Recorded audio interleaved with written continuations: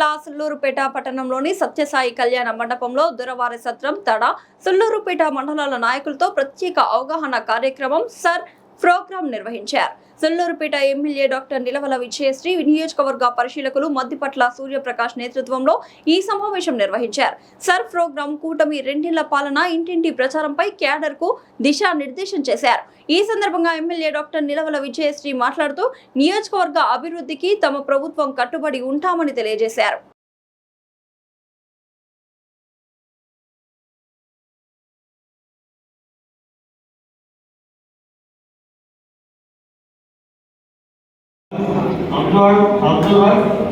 సూర్యప్రకాశరావు గారిని స్టేజ్ మీద రావాల్సిందిగా కోరుకుంటున్నాం. పెద్దలు తెలుగుదేశం పార్టీ సీనియర్ నాయకులు సుధాకర్ రెడ్డి గారిని స్టేజ్ మీద రావాల్సిందిగా కోరుకుంటున్నాం.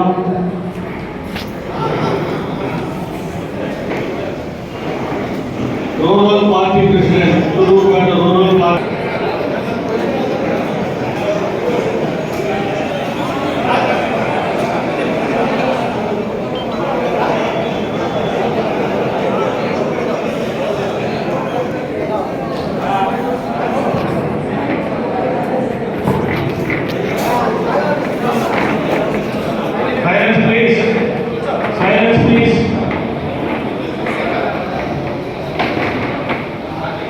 ఈ ఎలక్షన్ ఓటర్ లిస్టు నమోదు కార్యక్రమం గురించి గౌరవ సుళ్లూరుపేట శాసనసభ్యురాలు శ్రీమతి నిలవల విజయశ్రీ గారికి, అదేవిధంగా వేదిక మీద ఉన్న తెలుగుదేశం పార్టీ కుటుంబ సభ్యులకు, వేదిక ముందు ఉన్న నాతోటి తెలుగుదేశం పార్టీ కార్యకర్తలకు అందరికీ పేరు పేరున నమస్కారాలు తెలియజేసుకుంటున్నాను. 2 సంవత్సరాలు సంక్షేమం,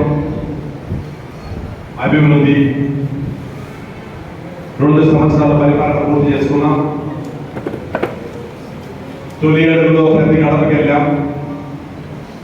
2 సంవత్సరాల తర్వాత కూడా మళ్ళీ ప్రతి గడపలోగా మనం 2 సంవత్సరాల్లో ఏం చేశామో ప్రజలకు చెప్తాం. సుళ్లూరుపేట నియోజకవర్గ తెలుగుదేశం పార్టీ కార్యకర్తలు 2019 ఎన్నికల్లో 64,65,000 ఓట్లతో ఓడిపోయిన ఈ సీట్లో 2024 ఎన్నికలకు వచ్చేటప్పటికి కార్యకర్తలు ఒక కసితో పనిచేశారు. ప్రతి కార్యకర్త ఆనాటి వైఎస్ఆర్ కాంగ్రెస్ పార్టీపై బొబ్బులాగా తిరగబడ్డాడు. 65,000 ఓట్లతో ఓడిపోయిన ఈ సీట్లు మళ్ళీ 35,000. సామాన్యమైన విషయం కాదు. ఒక్కసారి 65,000తో ఒక సీటు పడిపోయామంటే 65,000 ఓట్లు కూర్చి మనం గెలవడం ఏంది, ఈ సీటును వదిలేద్దాం, ఎప్పటికీ ఒక పార్టీ సీట్ అనేది మానసికంగా భావిస్తారు. ఎక్కడైనా మీరు ఆ నిరుత్సాహాన్ని మీ దగ్గరకు రానివ్వకుండా 5 సంవత్సరాల వాళ్ళ అరాచకాన్ని ఎదుర్కొని 65,000 ఓట్లను పోగొట్టి అదనంగా 35,000 ఓట్ల మెజార్టీతో గెలిపించారంటే నాకు తెలిసి బహుశా ఆంధ్రప్రదేశ్ 170 నియోజకవర్గాల్లో అద్భుతంగా పనిచేశారు. నేను ఈ మధ్య 2 మండలాలు తిరుగుతున్నా. పెద్ద పెద్ద నాయకులంతా వైఎస్ఆర్ కాంగ్రెస్ పార్టీలో ఉన్న ఆ గ్రామాల్లో బడుగు బలహీన దళిత పీడిత వర్గాల ప్రజలు, చిన్న కుటుంబాల్లో మనుషులు బయట వచ్చి ఈ పసుపు జెండాలను నెత్తిన పెట్టుకున్నారు, ఈ పేదోడ జెండాను కాపాడాలని చెప్పి చాలా చిన్న కుటుంబాలు నిజంగా మీ స్ఫూర్తిని ఆస్వాదన తీసుకోవాలి. చిన్న చిన్న కుటుంబాల దానిలో చూసా, దొరవారి సందర్భంలో చూసా, చాలా చిన్న కుటుంబాలు బయట వచ్చి 2024 ఎన్నికల్లో ఈ పేదోడి జెండా కోసం పనిచేసినారు. ఇక్కడ ఎమ్మెల్యే గారిని బ్రహ్మాండమైన విధానంతో గెలిపించారు. ఎప్పుడు కూడా రాజకీయాల్లో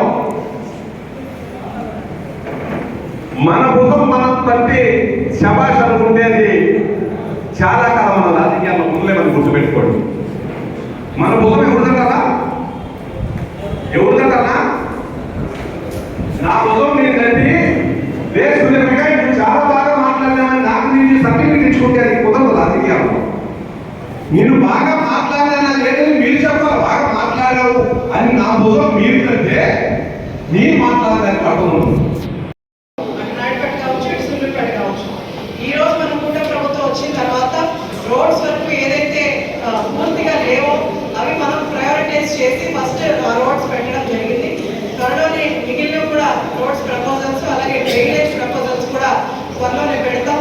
మీ అందరికీ తెలుసు, కూటమి ప్రభుత్వం వచ్చిన తర్వాత మన ముఖ్యమంత్రి వర్యులు మన ప్రియతమ నాయకులు శ్రీ నారా చంద్రబాబు నాయుడు గారు రాష్ట్రం కోసం ఎంత కష్టపడి పనిచేస్తున్నారో, రాష్ట్రానికి ఎన్ని నిధులు తీసుకొచ్చి మనకు అభివృద్ధి అంటే ఏంటో చూపించిన పరిస్థితులు మనందరం కూడా చూసాం. అలాగే సంక్షేమం కూడా, అటు అభివృద్ధి ఇటు సంక్షేమాన్ని కూడా రెండు ఈక్వల్ గా తీసుకెళ్తూ ఆయన సంక్షేమము ఏవైతే మనం ప్రచారంలో ప్రజలకి చెప్పి నమ్మకం కలిగించి ఈరోజు ఓట్లు వేయించుకున్నామో అదేవిధంగా వాళ్ళ నమ్మకాన్ని ఒమ్ము చేయకుండా ఈరోజు ప్రతి సంక్షేమ పథకం మనం పేద ప్రజలకు అందిస్తున్నాం. అలాగే సంవత్సరం పూర్తయిన తర్వాత సుపరిపాలన తొలి అడుగు కార్యక్రమంలో మనందరం కూడా డోర్ టు డోర్ వెళ్ళి ప్రతి విలేజ్, ప్రతి పంచాయతీ విలేజ్కి వెళ్ళి మనం ప్రతి గ్రామం, ప్రతి అడుగుకి, ప్రతి గుమ్మంకి వెళ్ళి మనం అడిగాం ఎలాంటి సంక్షేమ పథకాలు వస్తున్నాయి, లేకపోతే వాళ్ళకి ఎందుకు రావట్లేదు, మన అంటే వాళ్ళలో జరిగిన ఫాల్ట్ ఏంటి, మనలో జరిగిన ఫాల్ట్ ఏంటి, మనందరం తిరిగి ఎలాగైతే మనం కోఆర్డినేట్ చేసుకొని సంక్షేమాన్ని ఒక దారిలోకి తీసుకొచ్చామో అదేవిధంగా ఇప్పుడు కూడా 2 సంవత్సరాలు పూర్తయింది. ఈ 25 తారీఖు నుంచి మనం 45 డేస్ ఈ కార్యక్రమాన్ని నిర్వహించాలి. ఎందుకంటే సంక్షేమం ఇచ్చేసాము అని వదిలేసేయడానికి ఇది జరుగుతున్నది వైసీపీ ప్రభుత్వం కాదు, టీడీపీ ప్రభుత్వం. ఒక నిబద్ధత కలిగిన పార్టీ కాబట్టి ఎంతవరకు మనం సంక్షేమం ఇస్తున్నామో ఆ సంక్షేమం ప్రతి పేదవాడికి, అంటే చంద్రబాబు నాయుడు గారు ఈ సంక్షేమం వదిలితే పేదవాడికి హెల్ప్ చేయాలని, లేకపోతే పేదవాడికి అందాలని, అర్హులైన ప్రతి ఒక్కరికి సంక్షేమం అందాలన్న ఉద్దేశంతో చంద్రబాబు నాయుడు గారు ఈ సంక్షేమ పథకాలు పెట్టారు. ఆయన ఇచ్చిన సంక్షేమం పేదవాడికి, అర్హులైన వారికి దక్కుతుందా లేదా చూసే బాధ్యత మనందరిది కూడా. మనందరం పాలిటిక్స్ లో ఫ్యామిలీని పక్కన పెట్టి, మిగిలిన పర్సనల్ విషయాలు పక్కన పెట్టి ఈరోజు పార్టీలో మనం ఏమీ ఆశించి పనిచేయట్లేదు. సోషల్ సర్వీస్ చేసే ఉద్దేశంతోనే ఇంతమంది నాయకులు ఇక్కడ తయారై అన్ని పక్కన పెట్టి, బిజినెస్ కావచ్చు లేకపోతే పర్సనల్ విషయాలు, ఫ్యామిలీని పక్కన పెట్టి ఈరోజు మనం పార్టీ కోసం పనిచేస్తున్నాం. దానికి ఎఫెక్టివ్ గా ఇంకా చేయడానికి మనకు ఈ 2 ఏళ్ళు గడిచింది. ఈ 2 ఏళ్ళలో మనం డోర్ టు డోర్ వెళ్ళి మనము తీసుకున్నాం, అంటే మనం చేయాల్సిన సోషల్ సర్వీస్ ప్రాపర్ గా వెళ్తుందా లేదా మానిటర్ చేసుకోవాల్సిన బాధ్యత కూడా మనందరి మీద ఉంది. కాబట్టి క్యాడర్ కోఆర్డినేషన్ కొంత నియోజకవర్గ స్థాయిలో అలాగే మండల స్థాయిలో మేము కోఆర్డినేట్ చేసుకునే ప్రయత్నం చేస్తాం. మీ గ్రామాల్లో కొంతమంది పదవులు రాలేదనో లేకపోతే ఇంకేదన్నా కొన్ని కారణాల వల్ల కొంతమంది క్యాడర్ కొంత వీక్గా ఉందన్నదే ఈరోజు మేము అనుకున్నది. అలా కాకుండా మనందరి ఏం ఒకటి లోకల్ బాడీ ఎలక్షన్స్, ఇంకోటి 2029లో ముఖ్యమంత్రిగా చంద్రబాబు నాయుడు గారిని గెలిపించడమే మన మెయిన్ ఎజెండా.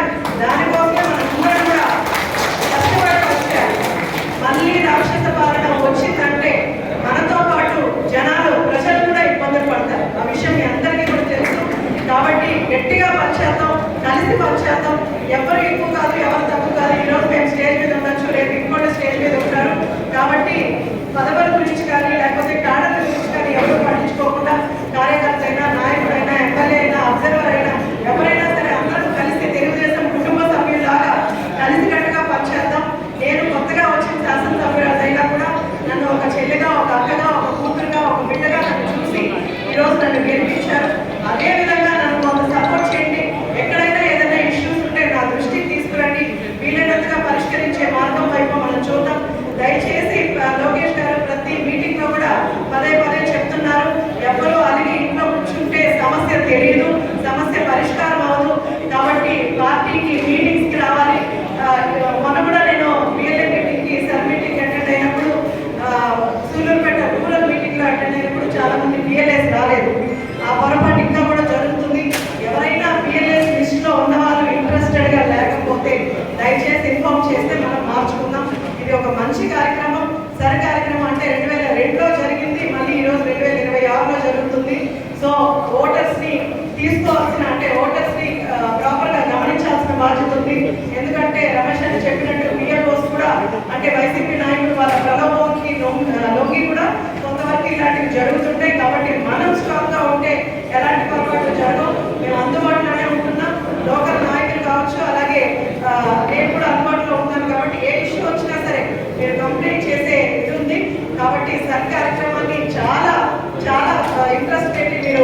ఈ ప్రోగ్రామ్ని కండక్ట్ చేయాలి.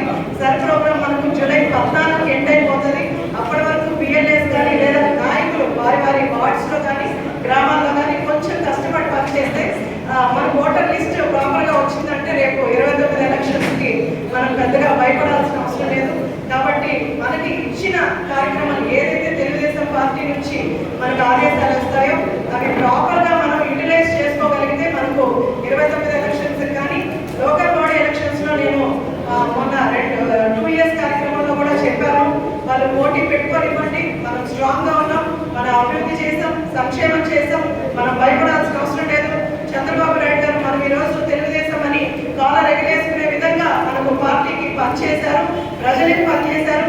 మనం కూడా నాయకుల అందరం కూడా నేను కూడా తిరుగుతున్నాం, వార్డ్స్కి వెళ్తున్నాం, గ్రామాలకు వెళ్తున్నాం, సమస్యలు తెలుసుకున్నాం, ప్రతి వారం గ్రీవెన్స్ పెడుతున్నాం, ప్రజా దర్బార్లో ఎంతవరకు సమస్యలు ఉన్నాయి వీలైనంత సాల్వ్ చేస్తున్నాం. సుధాకర్ రెడ్డి గారు చెప్పినట్టు మనకున్నది హౌస్ సైట్స్ హౌస్, అలాగే పెన్షన్లు ఎక్కువగా వస్తున్నాయి. అర్హులైన వాళ్ళకి ఖచ్చితంగా మనం పెన్షన్లు వచ్చే నెలలో వచ్చినప్పుడు అర్హులైన వాళ్ళకి ఖచ్చితంగా పెట్టిద్దాం. అలాగే హౌస్ సైట్స్ కూడా ఎంఆర్ఓ వాళ్ళకి ఇన్స్ట్రక్షన్స్ ఇవ్వడం జరిగింది. ప్రతి మండలంలో ఏదైనా గవర్నమెంట్ స్థలం ఉంటే ఐడెంటిఫై చేసి వీలైనంత వరకు మనం హౌస్ సైట్స్ ఇచ్చే ప్రయత్నం చేద్దాం. హౌసెస్ ఇప్పుడు కొంత వరకు మనం పెట్టాం. మిగిలిన ఏమైనా ఎవరికైనా రాకపోతే మీ పరిధిలో మీకు తెలిసిన వాళ్ళకి ఎవరికైనా రాకపోతే నా దృష్టికి తీసుకురండి, ఖచ్చితంగా అవి కూడా పెడతాం.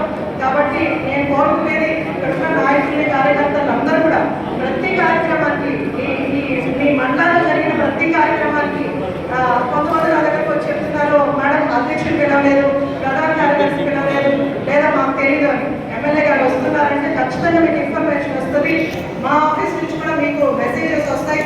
ఎవరో వాళ్ళ ఇంటి కార్యక్రమం కాదు, మన పార్టీ కార్యక్రమం మనది అనుకొని మీరు ఒక మెసేజ్ చూసినా లేదా తెలిసినా దయచేసి మీటింగ్కి రండి. ఎందుకంటే ఇప్పుడు మీరే చూస్తుంటారు, 2 రోజుల ముందు సత్యనారాయణ రెడ్డి జైలు నుంచి విడుదలయ్యారు.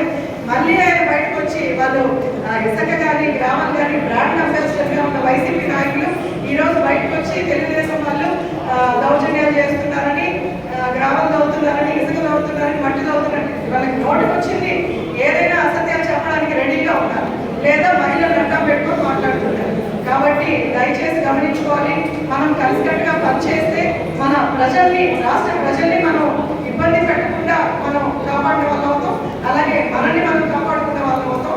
కాబట్టి దయచేసి అందరూ సహకరించి నాతో పాటు నడవలసిందిగా ప్రతి ఒక్కరిని కోరుకుంటూ సెలవు తీసుకుంటాం. మన అబ్జర్వర్ గారు సూర్యప్రకాష్ గారికి, అలాగే మనకు ఎన్నో సూచనలు సలహాలు ఇచ్చిన మన సీనియర్ నాయకులు సిల్మూరు సుధాకర్ రెడ్డి గారికి, అలాగే దర్బార్ సత్రం మండల అధ్యక్షులకు, ప్రధాన కార్యదర్శులకు, ముఖ్యమైన నాయకులకు, సీనియర్ నాయకులకు అందరికీ కూడా, ముఖ్య ఇక్కడికి చేసిన మహిళలకి కూడా అందరికీ కూడా పేరు పేరున నమస్కారాలు తెలియజేస్తున్నాను. పెద్దలందరూ కూడా సూచనలు ఇవ్వడం జరిగింది. మనకు ఇప్పుడు పార్టీ ఇచ్చింది 2 కార్యక్రమాలు. ఒకటి సర్ ప్రోగ్రామ్, ఒకటి ఇంకోటి డోర్ టు డోర్ మనం 25వ తారీఖు నుంచి కూడా మొదలు పెట్టాలి. దానికి క్యాడర్ బలోపేతం గురించి కూడా మేమందరం మాట్లాడుకోవడం జరిగింది. పార్టీని బలోపేతం చేయడానికి మనం తీసుకోవాల్సిన జాగ్రత్తలు, లేకపోతే ఎలా కోఆర్డినేట్ చేసుకోవాలో మేము డిస్కస్ చేసుకోవడం జరిగింది. అలాగే ఇప్పుడు ప్రతి మండల నాయకుడిని మండలం వైపు పిలిచి విడివిడిగా మీటింగ్స్ కూడా పెట్టి వాళ్ళ దగ్గర